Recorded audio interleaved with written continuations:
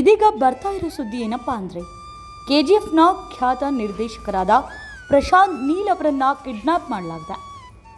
ಸ್ಪಷ್ಟವಾಗಿ ಕಾರಣ ತಿಳಿದು ಬಂದಿಲ್ಲ. ಆದರೆ ಮೂಲಗಳ ಪ್ರಕಾರ KGF 3ರಲ್ಲಿ ಏನಾಗುತ್ತೆ ಮತ್ತು ಸಲಾರ್ 2 ಒಳಗಡೆ ರಾಕಿಂಗ್ ಸ್ಟಾರ್ ಯಶ್ ಇರ್ತಾರಾ ಅಂತ ತಿಳಿದುಕೊಳ್ಳೋಕ್ಕೆ ಕಿಡ್ನಾಪ್ ಮಾಡಲಾಗಿದೆ ಎಂದು ಸುದ್ದಿ ಬರ್ತಾ ಇದೆ.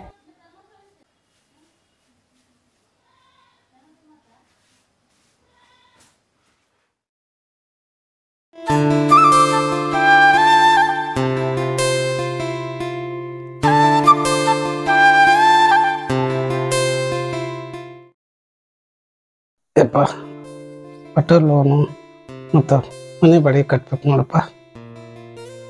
ಅಪ್ಪ, ನಾನು ನಿನಗೆ ಎಷ್ಟು ಸಲ ಹೇಳೀನಿ, ನೀ ಆಟೋ ಲೋನು, ಮನೆ ಬಾಡಿಗೆ, ಮನೆ ಸಂತಿ ಬಿಗಿ ಚಿಂತೆ ಮಾಡಬೇಡ ಅಂತ. ನೀನು ಹಿಂಗೆ ಚಿಂತೆ ಮಾಡ್ಕೊಂಡು ಕುಂತ್ರೆ ನೀನು ಆರಾಮಾಗೋದು ಯಾವಾಗ ಹೇಳು? ಅಪ್ಪ, ನಾನು ಸಣ್ಣವಿದ್ದಾಗ ಅವ್ವ ನೀನು ಹಗಲು ರಾತ್ರಿ ಕಷ್ಟಪಟ್ಟು ದುಡ್ದು ನಾನು ಎಷ್ಟು ಚಂದ ನೋಡ್ಕೊಂಡಿರಿ. ಅವ್ವ ತೀರ್ಕೊಂಡ್ಮೇಲೆ ಅವನ ಸ್ಥಾನ ನೀನ ತೊಗೊಂಡು ನಾನು ಅಂಗಾಲ್ ನೆಲಕ್ಕೆ ಹತ್ತಿದ್ರೆ ಎಲ್ಲಿ ಹೊಲಸಾಗುತ್ತೆ ಅಂದ್ಕೊಂಡು ಯಾವಾಗಲೂ ನನ್ನ ನಿನ್ನ ಹೆಗಲ ಮೇಲೆ ಹೊತ್ಕೊಂತಿರ್ತಿದ್ದೆ. ದೇವ್ರಿಗೆ ನನ್ನ ಮ್ಯಾಲೆ ಯಾಕೆ ಇಷ್ಟು ಗೊತ್ತಿಲ್ಲ, ಒಂದಾದ್ಮೇಲೆ ಒಂದು ತೊಂದರೆ ಕೊಡಾತ. ಅಪ್ಪ, ನಿನಗ ಗೊತ್ತಲ್ಲ, ದೇವ್ರ ಆಟನ ಹಂಗೆ, ಇದ್ದವ್ರಿಗೆ ಇನ್ನೂ ಕೊಡ್ತಾನ, ಇಲ್ದೇವ್ರವ್ರ ಹತ್ರ ಇದ್ದಿದ್ದನ್ನು ಕಿತ್ಕೋತಾನ. ಅವನ ಆಟ ಅವ ಆಡಲಿ, ಒಂದಲ್ಲ ಒಂದಿನ ನಮಗೂ ಒಳ್ಳೆ ಟೈಮ್ ತರ್ತಾನ. ಅಪ್ಪ, ದೇವ್ರು ನಮಗೂ ಒಳ್ಳೇದು ಮಾಡ್ತಾನೆ.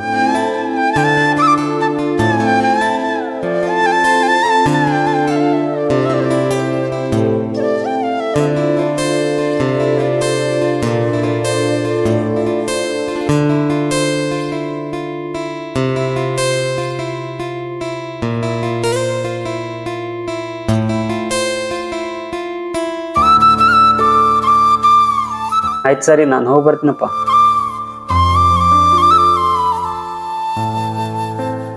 ಅಣ್ಣ ಈಗ ಬಂದ್ಯಾನ? ಈಗ ಬಂದೆ ನೋಡಪ್ಪ. ಚಾ ಆಯ್ತಾ ಅಣ್ಣ? ಆಯ್ತಪ್ಪ. ಅಣ್ಣ, ಇವತ್ತು ನ್ಯೂಸ್ ನೋಡಿದೆ, KGF 3 ಒಳಗೆ ಏನಾಗುತ್ತೆ ಮತ್ತು ಸಲಾರ್ ಒಳಗೆ ಎಷ್ಟು ಇರ್ತಾನಲ್ಲ ಅಂತ ತಿಳ್ಕೊಳಕ್ಕೆ KGF ಡೈರೆಕ್ಟರ್ ಪ್ರಶಾಂತ್ ನೀಲ್ ಅವರನ್ನೇ ಕಿಡ್ನಾಪ್ ಮಾಡಾರತ್ತ. ಏನು ಮಂದಿ ಅಂತೀನ?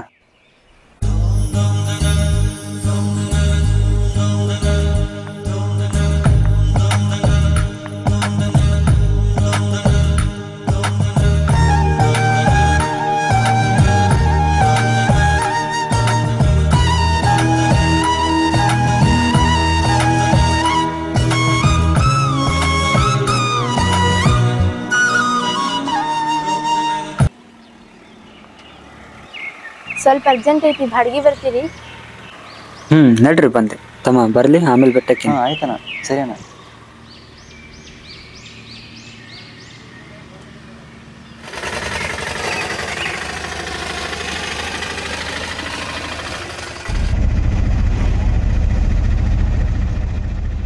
ಅರ್ಜೆಂಟ್ ಅಂದ್ರೆ ಹಂಗೆ ಬಂದ್ಬಿಟ್ರಲ್ಲ, ಎಲ್ಲಿಗಂತ ಕೇಳೋದಿಲ್ಲ? ಅದು ನೀವು ಅರ್ಜೆಂಟ್ ಅಂದ್ರಲ್ಲ, ಅದಕ್ಕೆ ಕೇಳೋದ ಮರ್ತ್ಬಿಟ್ಟೆ. ಹೌದು, ನೀವು ಎಲ್ಲೇ ಹೋಗ್ಬೇಕು? ಆ್ಯಕ್ಚುಲಿ ಅರ್ಜೆಂಟ್ ಐತ್ರಿ, ನಾನು ಒಬ್ಬರು ಇಂಪಾರ್ಟೆಂಟ್ ವ್ಯಕ್ತಿನ ಮೀಟ್ ಆಗಕ್ಕೆ ಹೋಗೋದೈತಿ. ನಾನು ಹೆಂಗೆ ಹೇಳ್ತೀನಿ ಹಂಗೆ ಹೋಗ್ರಿ.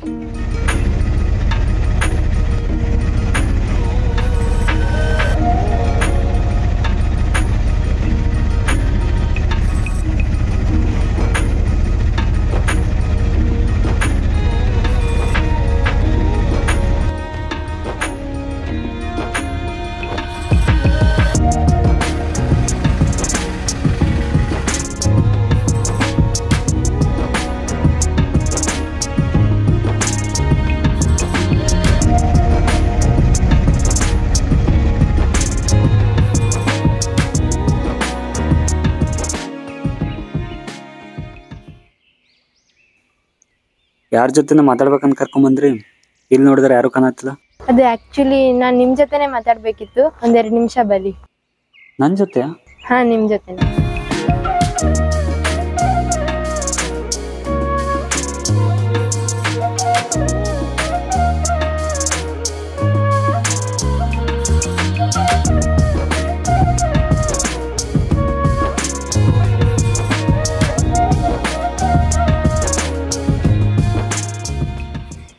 ರೀ, ಏನೋ ಮಾತಾಡ್ಬೇಕಂತ ಕರ್ಕೊಂಬಂದು ನೀವು ನೋಡಿದ್ರೆ ಬ್ಯಾಗ್ ಹುಡ್ಕೊಂಡು ನಿಂತಿರಲ್ಲ.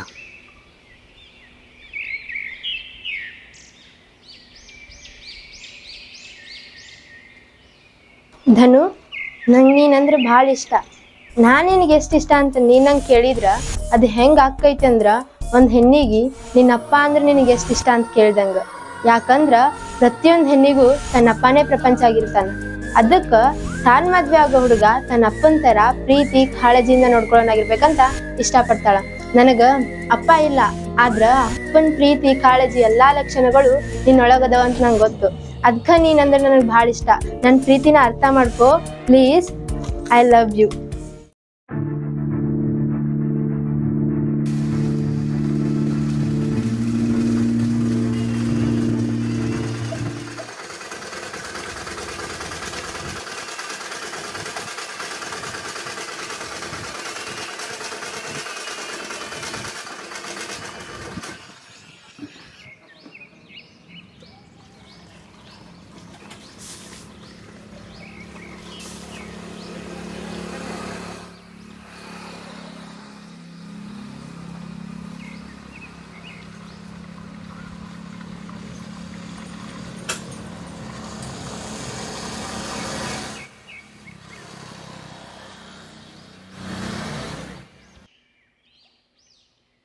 ಅಣ್ಣ ನೀ ಸರಿಯಾಗಿ ಅಬ್ಸರ್ವ್ ಮಾಡಿಲ್ಲ. ಆ ಹುಡುಗಿನ ಭಾಳ ಇಷ್ಟಪಡಕತ್ತಾಳ ಅನ್ಸುತ್ತೆ. ಯಾವಾಗಲೂ ನಿನ್ನ ಸಲಾಗ ವೇಟ್ ಮಾಡ್ತಾಳೆ, ಯಾವಾಗಲೂ ನಿನ್ನ ಆಟೋದಾಗ ಹತ್ತಾಳೆ. ಅಕಸ್ಮಾತ್ ನೀವು ಒಂದಿನ ಬರಲಿಲ್ಲ ಅಂದ್ರೆ ನಿಂತು ಮನೆಗೆ ಹೋಗ್ತಾಳೆ ಹೊತ್ತು ಬೇರೆ ಯಾರ ಆಟನೂ ಹತ್ತಿ ಹೋಗಲ್ಲ. ನೋಡ್ತಮ್ಮ, ನಾನು ಅಬ್ಸರ್ವ್ ಮಾಡೀನಿ. ನಿನ್ಗೊಂದು ಮಾತು ಹೇಳ್ತೀನಿ ಕೇಳು. ಇವಾಗಿನ ಹುಡುಗಿಯರಿಗೆ ಶ್ರೀರಾಮಂತರ ಹುಡುಗ ಬೇಕಾಗಿಲ್ಲ, ಶ್ರೀಮಂತರ ಹುಡುಗ ಬೇಕು. ಕಿಶೆ ಒಳಗೆ 4-5 ATM ಕಾರ್ಡ್, ಕ್ರೆಡಿಟ್ ಕಾರ್ಡ್ ಎಷ್ಟೆಲ್ಲ ಇದ್ದವ ಇದ್ರೂ ಅವನಕಿನ್ನ ಜಾಸ್ತಿ ಇದ್ದವ ಯಾವನಾದ್ರು ಬಂದ್ರೆ ಇವನ್ ಕೈ ಕೊಟ್ಟು ಅವನ ಕೈ ಹಿಡ್ಕೊಂಡು ಹೋಗ್ತಾರೆ. ಅಂಥದ್ರಾಗ ಆಕಿ ನಾನು ನೋಡ್ತಾಳ, ನನ್ನ ಸಂಬಂಧ ವೇಟ್ ಮಾಡ್ತಾಳಂತ ಆಕಿ ನನ್ನಂಥ ಆಟೋ ಡ್ರೈವರ್ನ ಇಷ್ಟಪಡ್ತಾಳೆ ಅಂದ್ಕೊಳ್ತು ತಪ್ಪು. ಈ ಪ್ರೀತಿ ಗೀತಿ ಎಲ್ಲ ನಮ್ಮಂಥ ಬಡವ್ರಿಗೆಲ್ಲ. ಅದೇನು ಹೇಳಿದ್ನೋ ಏನೋ ಎಲ್ಲ ತಲೆ ಮೇಲೆ ಹಾಕೊಟ್ಟೋದಂಗಾಯ್ತು.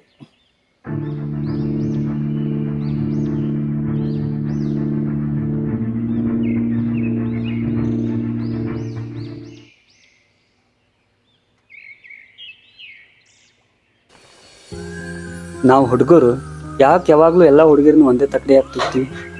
ಅದೆಷ್ಟೋ ಹುಡುಗಿಯರು ಕೋಟ್ಯಾಂತರ ರೂಪಾಯಿ ಆಸ್ತಿ ಇದ್ರೂ ತಮ್ಮ ಪ್ರೀತಿ ಕೋಟಿ ಅಡ್ಡ ಬಂದಾಗ ಅಂಥ ಕೋಟಿನೇ ಬಿಟ್ಟು ಬಂದವ್ರದ. ಪ್ರೀತಿಗೆ ಯಾವುದೇ ಜಾತಿ ಇರಲ್ಲ, ತಮ್ಮ ಪ್ರೀತಿಗೆ ಜಾತಿ ಅಡ್ಡ ಬಂದಾಗ ಅಂಥ ಜಾತಿನೇ ಬಿಟ್ಟು ಬಂದವ್ರದಾರ. ಹುಡುಗರ ಸಂಬಂಧ, ತಮ್ಮ ಪ್ರೀತಿ ಸಂಬಂಧ ಅದೆಷ್ಟೋ ತ್ಯಾಗ ಮಾಡ್ಯಾರ. ಅದನ್ನೆಲ್ಲ ಬಿಟ್ಟು ಯಾರೋ ಕೆಲವೊಂದಿಷ್ಟು ಜನ ಹುಡುಗಿರು ಮಾಡಿದ ಮೋಸಕ್ಕೆ ಎಲ್ಲ ಹುಡುಗಿರನ್ನು ಒಂದೇ ಥರ ಅಂತ ತಿಳ್ಕೊಳ್ಳೋದು ತಪ್ಪಲ್ಲ. ಈ ಪ್ರೀತಿ ಮಾಡೋಕ್ಕೆ ಹೊಲ, ಮನಿ, ಆಸ್ತಿ, ಕಾರು, ಬೈಕು, ಬಂಗ್ಲೆ ಇವೆಲ್ಲ ಏನೋ ಬೇಕಾಗಿಲ್ಲ. ಒಬ್ಬರನ್ನೊಬ್ರು ಅರ್ಥ ಮಾಡ್ಕೊಳ್ಳೋ 2 ಮನಸ್ಸಿದ್ರೆ ಸಾಕು. ಮಗುನ ಸುಟ್ಟೋನಿವ್ನೆ, ತೊಟ್ಲನ್ನ ಹಾಕಿ ತಗೋನಿವ್ನೆ. ಆದ್ರೆ ಈ ಸಲ ಹೇಳಿದ್ ಮಾತ್ರ ಇಲ್ಲಿಗೆ ಹೋಯ್ತು.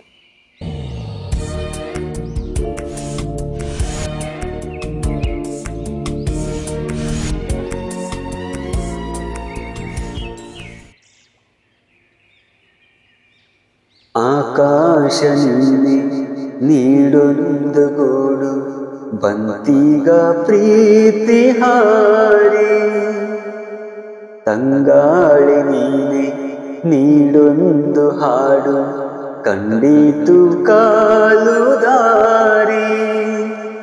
ಒಂದಾದ ಜೀವ ಹೂವಾಗುವಂತೆ ಎಂದು ಕಾಪಾಡಲೇ ಪ್ರೀತಿಯ ಅಂಬಾರಿ. ಆಕಾಶ ನೀಡೊಂದು ಗೂಡು ಬಂತೀಗ ಪ್ರೀತಿ ಹಾರಿ. ಕಣ್ಣಿನಲ್ಲಿ ಕಣ್ಣಿರೆ ಲೋಕವೆಲ್ಲ ಹೂಹಂದರ, ಭಾವ ಒಂದೇ ಆಗಿರೆ ಬೇಕೆ ಬೇರೆ ಭಾಷಾಂತರ. ಎದೆಯಿಂದ ಹೊರ ಹೋಗು ಸಿರೆಲ್ಲ ಕನಸಾಗಲಿ, ಈ ಪ್ರೀತಿ ಜೊತೆಯಲ್ಲಿ ಒಂದೊಂದು ನನಸಾಗಲಿ. ಕೊನೆಯಿಲ್ಲದ ಕುಶಲೋಪರಿ ಪ್ರೀತಿಯ ಅಂಬಾರಿ. ಆಕಾಶ ನೀನೆ ನೀಡೊಂದು ಗೂಡು ಬಂತೀಗ ಪ್ರೀತಿ ಹಾರೇ. ತಂಗಾಳಿ ನೀನೆ ನೀಡೊಂದು ಹಾಡು ಕಂಡೀತು ಕಾಲು ದಾರಿ.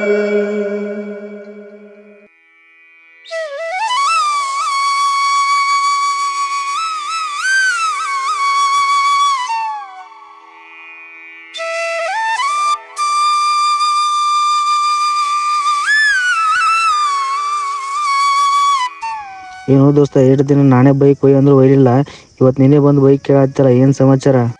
ಹೇ ಆ ಥರ ಏನಿಲ್ಪ, ಸ್ವಲ್ಪ ಬೈಕ್ ಬೇಕಾಗಿತ್ತಾ ಅದಕ್ಕೆ ಕೇಳಿದೆ. ಹೌದಾ, ತೊಗೊಂಡೋಗು ದೋಸ್ತ, ನಾನು ಕೇಳಿ ತೊಗೊಂಡೋಗ್ತೇನೆ. ತೊಗೊಂಡೋಗಿ ಅಲ್ಲೇ ಐತೆ ನೋಡಿ ಚಾಬಿ.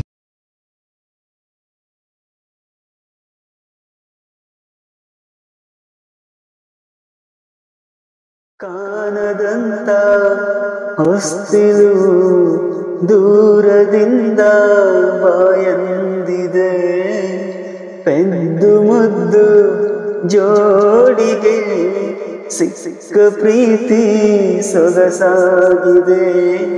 ಆ ಸೂರ್ಯ ಸರಿದಾಗ ಈ ಪ್ರೇಮ ರೋಮಾಂಚನ, ಮುಸ್ಸಂಜೆ ಕವಿದಾಗ ಈ ಪ್ರೇಮ ನೀಲಾಂಜನ. ಮುಂದರಿಯುವ ಕಾದಂಬರಿ ಪ್ರೀತಿಯ ಅಂಬಾರಿ, ಆಕಾಶ ನೀನೆ ನೀಡೊಂದು ಗೂಡು ಬಂತೀಗ ಪ್ರೀತಿ ಹಾರಿ. ತಂಗಾಳಿ ನೀನೆ ನೀಡೊಂದು ಹಾಡು ಕಂಡೀತು ಕಾಲು ದಾರಿ. ಒಂದಾದ ಜೀವ ಹೂವಾಗುವಂತೆ ಎಂದು ಕಾಪಾಡಲಿ ಪ್ರೀತಿಯ ಅಂಬಾರಿ. ಅಂತೂ ಇಂತೂ ಕುರಿ ಹಳಕ್ ಬಿತ್ತು. ಯಾಕಪ್ಪ? ಹೆಡ್ಲೇನು ಅಣ್ಣ, ಮನ್ ಪ್ರಶಾಂತ್ ನೀಲ್ ಅವ್ರನ್ನ ಕಿಡ್ನಾಪ್ ಮಾಡಿದ್ರಲ್ಲ, ಸಿಕ್ಕರತ್ ನೋಡ್ತಮ್ಮ. ಒಬ್ಬ ನಿರ್ದೇಶಕನ ಕಥೆನ ಅವನ ಮುಂದೆ ಕುಂತು ಅಜ್ಜಿ ಕತೆ ಕೇಳೋದನ್ನ ಕೇಳೋದ್ಕಿನ ಆ ಕಥೆನ ಅವ ಸಿನಿಮಾ ಮಾಡಿ ಸಿನಿಮಾ ಥಿಯೇಟ್ರದಾಗ ರಿಲೀಸ್ ಮಾಡಿದಾಗ ಆ ಥಿಯೇಟ್ರಿಗೆ ಹೋಗಿ ಸಿನಿಮಾ ನೋಡು ಮಜಾನೇ ಬೇರೆ. ಅದು ಬಿಡು, ಯಾವಾಗಲೂ ಫೀಲಿಂಗ್ಸ್ ಆಗ ಕೇಳ್ತಿರ್ತಿಯಲ್ಲ, ಏನು ನಿನ್ನ ಕತೆ? ಅಣ್ಣ, ಒಂದು ಹುಡುಗಿ ಇದ್ದಳು ಅಣ್ಣ, ಸಿಕ್ಕಾಪಟ್ಟೆ ಹುಡುಗಿ. ನಾನು ಪಾದ ತಿರ್ಗ, ಆದರೂ ಆಕಿ ನಾ ಹೆಂಗೆ ಇಷ್ಟ ಆದ್ನೋ ಗೊತ್ತಿಲ್ಲ. ನಾನಂದ್ರೆ ಭಾಳ ಅಂದ್ರೆ ಭಾಳ ಇಷ್ಟಪಡ್ತಿದ್ಳು. ನಾನು ಆಕಿನ ಪ್ರೀತಿಗೆ ಸೋತೋಗಿದ್ದೆ. ಅದಕ್ಕೆ ನಾನು ಆಕಿನ ಅಷ್ಟೇ ಇಷ್ಟಪಡ್ತಿದ್ದೆ. ಆದ್ರೆ ಒಂದಿನ ಅವ್ರ ಮನೆಯವ್ರಿಗೆ ಗೊತ್ತಾಯ್ತು. ಅವರು ನನಗೇನು ಮಾಡಲಿಲ್ಲ, ಆದ್ರೆ ಆಕಿನ ಕಾಶ್ಮೀರಲ್ಲಿರೋ ಅವ್ರ ಅಜ್ಜಿ ಮನೆಗೆ ಕಳಿಸಿದ್ರು, ಅಲ್ಲೇ ಓದ್ಕೊಳ್ಳಿ ಅಂತ. ಆದ್ರೆ ಆಕೆ ಹೋಗೋಕ್ಕಿಂತ ಮುಂಚೆ ನನಗೆ ಭೇಟಿಯಾಗಿದ್ದಳು. ಆಕಿನ ಬ್ಯಾಗ್ ಒಳಗೆ ಕಂತೆ ನೋಟೋಣ 4-5 ಲಕ್ಷ ರೂಪಾಯಿ. ಇದನ್ನು ತಗೋ, ಇದರಿಂದ ಒಂದು ಚಲೋ ಬಿಸ್ನೆಸ್ ಮಾಡು, ಆರಾಮಾಗಿರು. ನಾನು ಮತ್ತೆ ವಾಪಸ್ ಬಂದಾಗ ನೀನು ಎಲ್ಲೇ ಇದ್ರೂ ಹುಡ್ಕೊಂಬರ್ತೀನಿ ಅಂತ ಹೇಳಿ ಹೋದಳು. ಆದ್ರೆ ಇನ್ನೂವರೆಗೂ ಬಂದಿಲ್ಲಣ್ಣ. ನಾನು ಅದೇ ರೊಕ್ಕದಾಗ ಈ ಆಟೋ ತೊಗೊಂಡು ಜೀವನ ನಡೆಸಾಕತ್ತೀನಿ.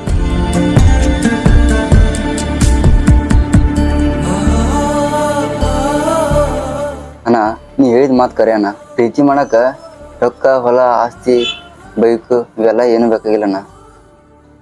ಒಬ್ಬರನ್ನೊಬ್ರು ಅರ್ಥ ಮಾಡ್ಕೊಳ್ಳೋ 2 ಮನಸ್ಸಿದ್ರೆ ಸಾಕು ಅಣ್ಣ. ಅದಕ್ಕೆ ಬಂದು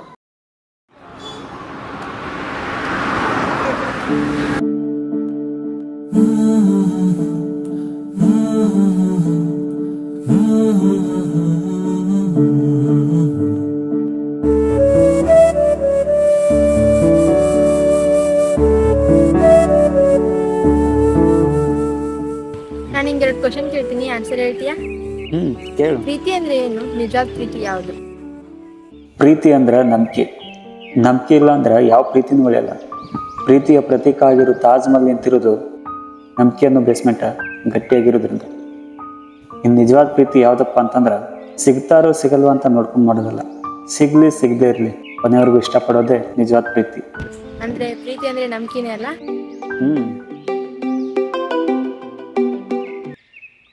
ಹಲೋ,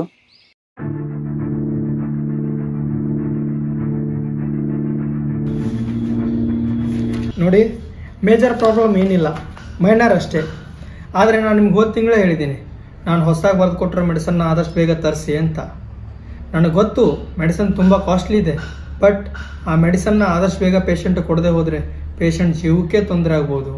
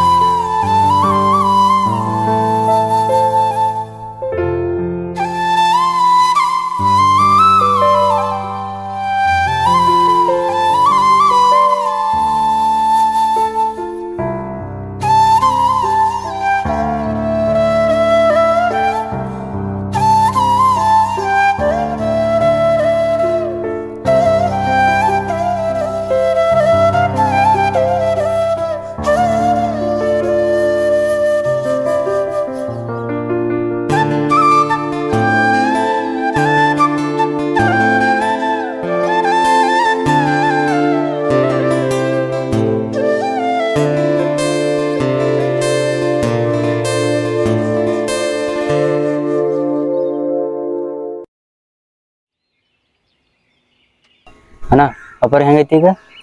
ಹಾಂ, ಈಗ ಆರಾಮತ್ತಾರ. ಅಣ್ಣ ಅತ್ತಿಗೆ ಬರ್ತಡೇ ಇಲ್ಲ ಇವತ್ತು. ಹೌದಾ? ನಿನ್ಗೆ ಯಾರು ಹೇಳಿದ್ರು? ಸ್ಟೇಟಸ್ ಒಳಗೆ ನೋಡಿದೆ ಅಣ್ಣ. ನಿನ್ಗೆ ಗೊತ್ತಿಲ್ಲ?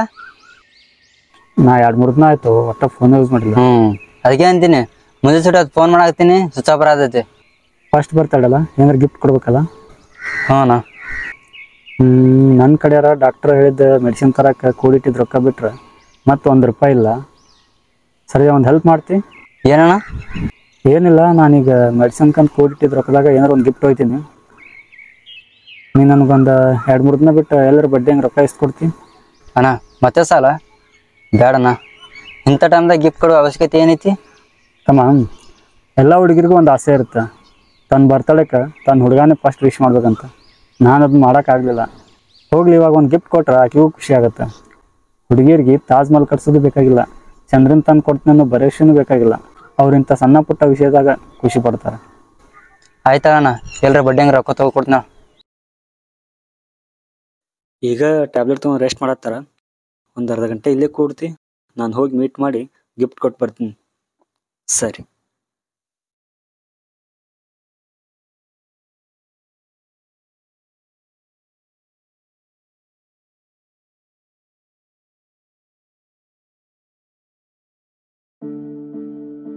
ಸ್ನೇಹ, ಅದು ಅಪ್ಪರಿಗೆ ಭಾಳ ಆರಾಮಿರಲಿಲ್ಲ. ಅದಕ್ಕೆ ನಾನು ನಿನ್ನ ಫೋನ್ ರಿಸೀವ್ ಮಾಡೋಕ್ಕೂ ಆಗಿಲ್ಲ, ವಾಪಸ್ ಕಾಲ್ ಮಾಡೋಕ್ಕೂ ಆಗಿಲ್ಲ. ಸಾರಿ. ಹೇ, ಇಟ್ಸ್ ಓಕೆ, ನನಗೂ ಗೊತ್ತಾಯ್ತು, ಅದಕ್ಕೆ ಕಾಲ್ ಮಾಡಕ್ ಹೋಗ್ಲಿಲ್ಲ. ನಾನು ಇವಾಗ ಮೀಟ್ ಆಗಬೇಕು, ಆದಷ್ಟು ಬೇಗ ಬಾ. ಹೌದಾ? ಹಾ, ಆಯ್ತಾಯ್ತು, ನಾನು ಇವಾಗ್ಲೇ ಬರ್ತೇನೆ.